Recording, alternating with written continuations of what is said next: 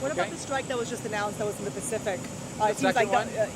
it really seems to be expanding and involving more and more countries in the region. Well, I mean, look, this is a operation against narcoterrorists, as the Department of War characterizes them, the Al-Qaida of the Western Hemisphere. These are well-funded, dangerous, violent drug cartels that operate as terrorists who are flooding our country with drugs. The United States is going to deal with it. The president's made a decision to deal with it. So they come on boats, as we've seen. They come through the Caribbean with the full assistance and cooperation of the illegitimate government of Venezuela, the Cartel de los Soles, which is run by Nicolas Maduro. And they also operate in the Pacific.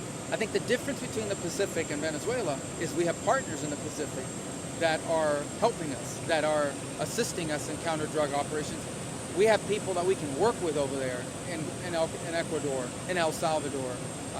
I think we've had historic cooperation from the Mexican officials on counter-drug. There's more to be done, but we think they're doing more than they've ever done in cooperation with the United States.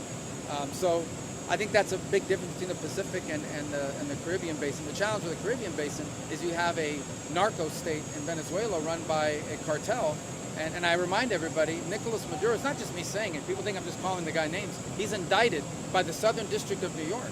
The Southern District of New York indicted Nicolas Maduro and a bunch of other people in his regime for being they're a transshipment organization. They are facilitators. They say, well, they don't grow cocaine. That's not what we're saying. They allow drug traffickers to use Venezuelan territory. Not only do they allow them, they assist them. For a fee, they get paid, but they are transshipment cartel, and they need to be dealt with, and that's the challenge in the Caribbean. In the Pacific, fortunately, we have allies like Ecuador that's facing a very tough time right now, but that are cooperative partners in the counter-drug efforts. If you have allies, then why do you need to strike a boat? Well, the United States has unique capabilities that others don't have. I'm not going to get into the details of the intelligence that we gather, but I can assure you that every one of these strikes involves boats and shipments that were tracked from the very beginning. From the moment these things were put together, the moment they were coordinated, we know where they're headed, we know what their drop-off points are, we know what organizations they're involved in. These things are tracked very carefully. There are hundreds of boats out there every single day, and there are many strikes that we walk away from, and that the Department of War walks away from because it didn't meet the criteria. This goes through a very rigorous process. Are these Colombian nationals or Ecuadorian? They are, as you've seen, we've seen Ecuadorian nationals, we've seen Venezuelan nationals, we've seen. Well, I can't comment on the Pacific side in specific. I'll leave that to the Department of War to make that. Just one follow-up. I mean, the president keeps saying that there's fewer and fewer boats because it's working, and that he's considering land strikes. What does he mean by land strikes when he discusses? Well, I don't have anything to announce on our strategy with regards to that. Suffice it to say that there are routes on the ground as well. We're aware of that, and the good news about that too is that we have officials in Ecuador, in El Salvador, in Guatemala, in these countries in the region, in Panama.